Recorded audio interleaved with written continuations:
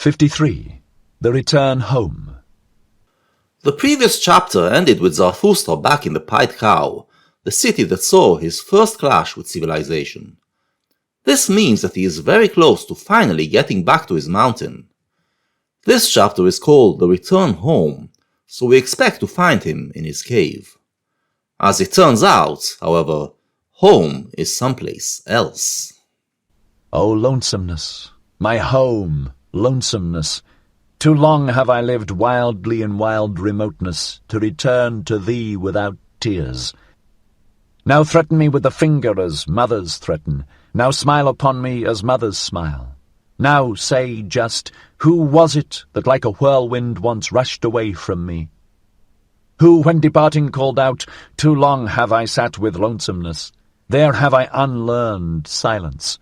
That hast thou learned now, surely. He did indeed exit the gates of the Pied Cow, but he is not yet in his cave. Still, he already feels at home, because he left human civilization behind. He feels at home in his lonesomeness, and he recalls how he once decided to betray lonesomeness and go amongst humans. He now feels that this was a mistake, and that lonesomeness, here personified as a mother figure, is scolding him for it. O Zarathustra, everything do I know, and that thou wert more forsaken amongst the many, thou unique one, than thou ever wert with me. One thing is forsakenness, another matter is lonesomeness. That hast thou now learned, and that amongst men thou wilt ever be wild and strange.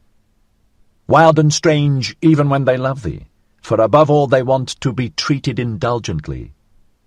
Zarathustra discerns between two types of loneliness. There's lonesomeness, where he is alone with his thoughts. We've heard before how this was hard for him, as he wanted to share them with others.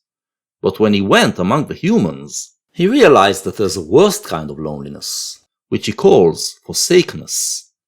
When he was among them, he felt how different he is from everyone, how lonely among the crowd. He was hoping for a battle of wills, a battle of ideas. But all they want from others is to be indulged. Here, however, art thou at home and house with thyself. Here canst thou utter everything, and unbosom all motives. Nothing is here ashamed of concealed, congealed feelings. Here do all things come caressingly to thy talk, and flatter thee, for they want to ride upon thy back. On every simile dost thou here ride to every truth.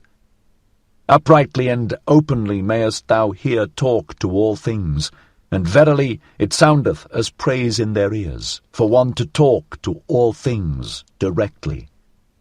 While with others he has to lie and pretend in order to indulge them, with himself he can be honest. It's just him and his passions that gush out of him and tell him about himself, and he opens himself up to them. Another matter, however, is forsakenness. For dost thou remember, O Zarathustra, when thy bird screamed overhead, when thou stoodest in the forest, irresolute, ignorant where to go, beside a corpse? When thou spakest, let mine animals lead me, more dangerous have I found it among men than among animals. That was forsakenness. Zarathustra recalls the moment described in part 10 of the prologue, after his colossal failure to engage with the people in the marketplace. He realized then and there that human society is more dangerous than the animal kingdom he's been part of for 10 years. His animals then gave him strength to continue to try to engage with humans. And dost thou remember, O Zarathustra, when thou sattest in thine isle, a well of wine, giving and granting amongst empty buckets, bestowing and distributing among the thirsty? Until at last thou alone sattest thirsty amongst the drunken ones, and wailedst nightly, Is taking not more blessed than giving, and stealing yet more blessed than taking? That was forsakenness. Now his mind wanders to the moment described in the night song, when he realized that even among his disciples, his so-called friends, he feels lonely. And dost thou remember, O Zarathustra, when thy stillest hour came and drove thee forth from thyself, when with wicked whispering it said, "Speak and succumb." When it disgusted thee with all thy waiting and silence, and discouraged thy humble courage, that was forsakenness. And here we go back to the stillest hour, the moment when he realized that he must leave his friends and go back to his lonesomeness. O lonesomeness, my home, lonesomeness, how blessedly and tenderly speaketh thy voice unto me. We do not question each other, we do not complain to each other, we go together openly through open doors. For all is open with thee and clear, and even the hours run here on lighter feet, for in the dark time weigheth heavier upon one than in the light. He is speaking to lonesomeness here as if it was a woman, professing his love for her. In his lonesomeness, he feels at home. There is no deceit, no self-indulgence, no compromise. Here he can fully be himself and achieve the heights he was meant to achieve. Here fly open unto me all being's words and word cabinets. Here all being wanteth to become words.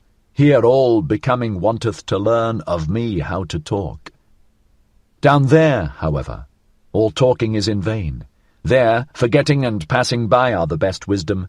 That have I learned now. When Zarathustra decided to leave his cave and go among humans, he defined it as downgoing.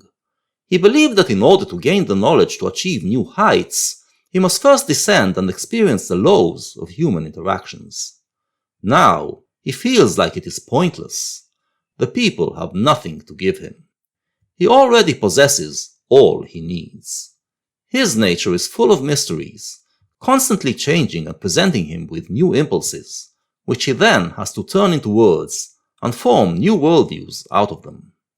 He now feels that this teaches him a lot more than interactions with others. He who would understand everything in man must handle everything, but for that I have 2 clean hands. I do not like even to inhale their breath. Alas, that I have lived so long among their noise and bad breaths. Still, he admits that if he wants to know everything about man, he has to interact with people. But he now believes that he is incapable of doing so, incapable of understanding the more depraved sides of humanity. His mind is too pure to comprehend these sides. He would rather explore himself, and thus connect to the loftier sides of man. O blessed stillness around me, O pure odours around me, how from a deep breast this stillness fetcheth pure breath, how it hearkeneth, this blessed stillness. But down there speaketh everything, there is everything misheard. If one announce one's wisdom with bells, the shopmen in the marketplace will out-jingle it with pennies. He speaks the praises of the silence around him, silence in which a statement would ring loud and clear. In contrast, in human society there is so much noise that almost nothing of value can be uttered. Zarathustra uses the words down there to describe human society, signifying how he regards himself as loftier. But if we go by the symbolic tongue of the book, we can gather that he is already climbing up his mountain, back to his cave. Everything among them talketh, no one knoweth any longer how to understand. Everything falleth into the water, nothing falleth any longer into deep wells. Everything among them talketh, nothing succeedeth any longer, and accomplisheth itself. Everything cackleth, but who will still sit quietly on the nest and hatch eggs? Everything among them talketh, everything is out-talked, and that which yesterday was still too hard for time itself and its tooth, hangeth today out-champed and out-chewed from the mouths of the men of today. Everything among them talketh, everything is betrayed, and what was once called the secret and secrecy of profound souls belongeth today to the street trumpeters and other butterflies. In human society, everything lofty is quickly given a name, turned into commodity, and becomes part of everyday prattle. Thus, everything is reduced and made shallow. O human hubbub, thou wonderful thing, thou noise in dark streets, Now art thou again behind me, my greatest danger lieth behind me. In indulging and pitying lay ever my greatest danger, and all human hubbub wisheth to be indulged and tolerated. Again we hear that pity is the most dangerous threat to the human spirit.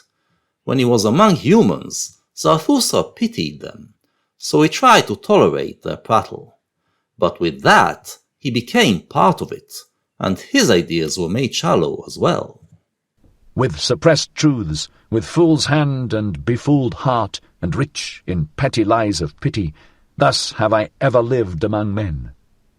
Disguised did I sit amongst them, ready to misjudge myself that I might endure them, and willingly saying to myself, Thou fool, thou dost not know men. One unlearneth men when one liveth amongst them. There is too much foreground in all men. What can far-seeing, far-longing eyes do there? He now feels that he was lying to himself about the nature of humans. While he was dwelling among them, he somewhat fell for the front that they were putting on, and believed their nature to be better than it is. I think he is talking mainly about his disciples here. This carries on from the previous chapter, the apostates, where we learn that many of them had returned to religion. This caused Zarathustra to be disillusioned about contemporary humans. And, fool that I was, when they misjudged me, I indulged them on that account more than myself, being habitually hard on myself, and often even taking revenge on myself for the indulgence. Stung all over by poisonous flies, and hollowed like the stone by many drops of wickedness, thus did I sit among them, and still said to myself, Innocent is everything petty of its pettiness. He feels that he was too forgiving of their nature. He believed that they simply don't know any better. But now he comes to the conclusion that there was malice in their attitude towards him. Especially did I find those who call themselves the good the most poisonous flies. They sting in all innocence. They lie in all innocence. How could they be just towards me? He who liveth amongst the good, pity teacheth him to lie. Pity maketh stifling air for all free souls, for the stupidity of the good is unfathomable. The so-called righteous are the worst, because they seem the most innocent. But their goodness is simply the result of their naivety and stupidity. They are just as wicked as the rest. To conceal myself and my riches, that did I learn down there. For every one did I still find poor in spirit.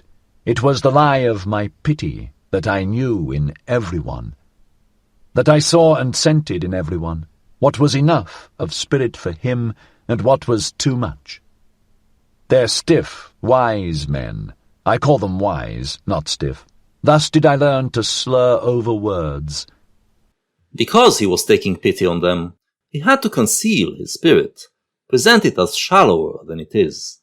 He spoke to them in concepts that they could understand, and flattered their vanity. This was good neither for them nor for himself. The grave-diggers dig for themselves diseases. Under old rubbish rest bad vapours. One should not stir up the marsh. One should live on mountains. With blessed nostrils do I again breathe mountain freedom. Freed at last is my nose from the smell of all human hubbub. With sharp breezes tickled, as with sparkling wine, sneezeth my soul, sneezeth and shouteth self-congratulatingly, Health to thee. Thus spake Zarathustra. In short, Zarathustra now regrets the whole thing. He regrets coming down from his mountain, and feels that he gained nothing by it. This is, of course, just a temporary feeling, not the message of the book. Otherwise the book would not have been written in the first place. He did gain a lot by his downgoing, but in this chapter, he gives expression to the disgust he felt while being down there. He is now climbing up his mountain, leaving civilization behind, alone and free again, and he feels relieved and happy.